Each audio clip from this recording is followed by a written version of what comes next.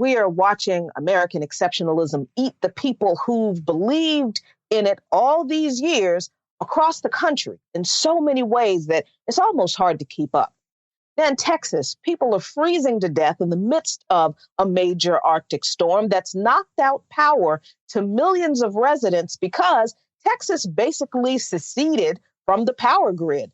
Now, there's a history behind that, but in short, Texas's insistence upon eschewing federal oversight of its energy infrastructure has resulted in wind turbines that weren't winterized, backup generators that weren't built, and a limited capacity to transfer energy from the connected larger grids if needed. And Texas needs it now.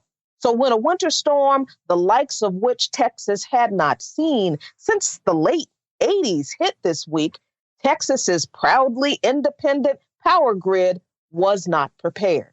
Wind turbines froze. There were too few backup generators to produce the needed energy, and there wasn't enough capacity to transfer energy from the other grids, which ultimately resulted in the massive blackout in Texas, which actually this storm, Texas officials had been warned about it for years because, climate change and all. And now there's even a boil water warning because you can't mess with Texas, right? But if this situation couldn't get any worse, the former mayor of Colorado City, Texas, Tim Boyd, has resigned after writing an incredibly American Texas exceptional comment in the town's community Facebook group. Now, residents were posting questions, asking if the town was going to open warming centers since the power was out, and if firefighters would be able to do their job without water since the water was shut off too.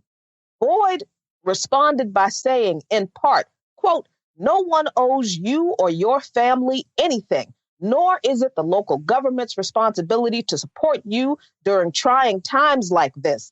Sink or swim, it's your choice. The city and county, along with power providers or any other service, owes you nothing. I'm sick and tired of people looking for a handout," end quote. The Boyd continued saying, "Only the strong will survive and the weak will perish."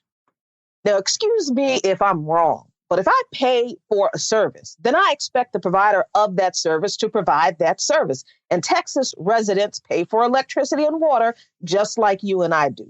So the idea that service providers don't owe residents anything is the craziest capitalist doublespeak I've heard in a minute. And I'm not sure how that formulated in Boyd's brain to ooze out of his fingertips onto the keyboard, but it did.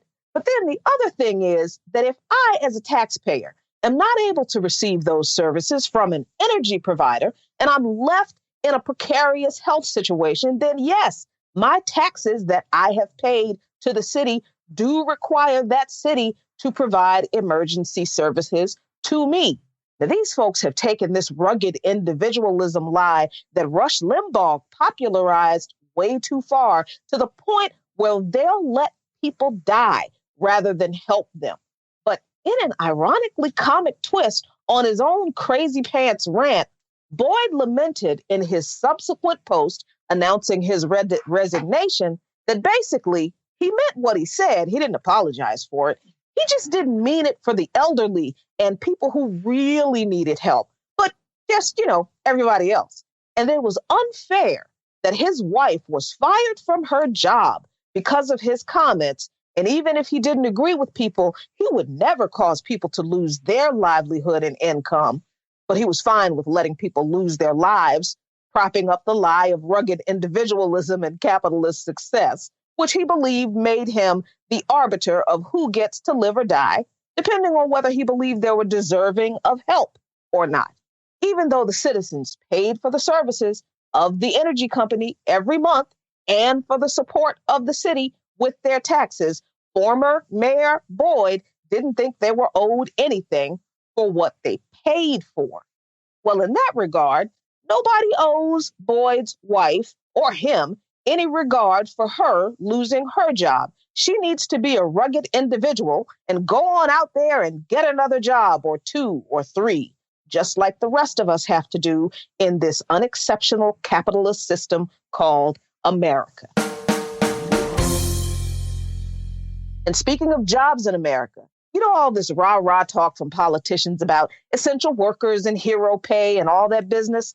Well, how about some Kroger stores in Seattle will close rather than pay workers an extra $4 an hour in hazard pay to those so-called essential hero employees in response to the newly passed state-level hazard pay laws? Now, Kroger says their stores are hurting economically, and they already gave their employees a $2 an hour hike that has now expired, and they've spent almost $2 million on PPE for their employees, and why we can't keep our stores open because this extra $4 an hour pay hike is going to break us.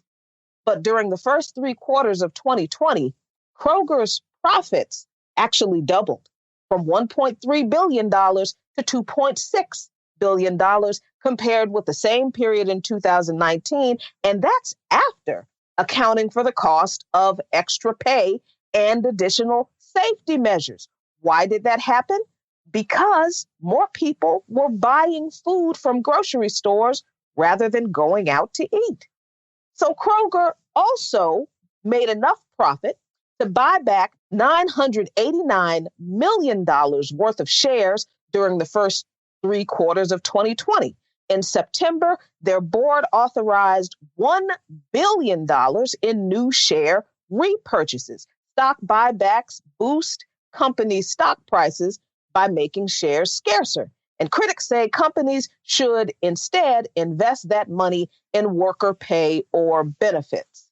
Mark Perrone, president of the United Food and Commercial Workers Union, said Kroger's decision to close stores while profits are growing rather than give workers hazard pay was cold-hearted. No, it's not just cold-hearted, Mark. Let's call it what it is. It's capitalism. And this is what capitalism does to workers. It will squeeze labor out of people so corporate bosses can make their profits, and the shareholders too, then throw workers away when anyone suggests those who created the profit be given even a sliver of the portion of it.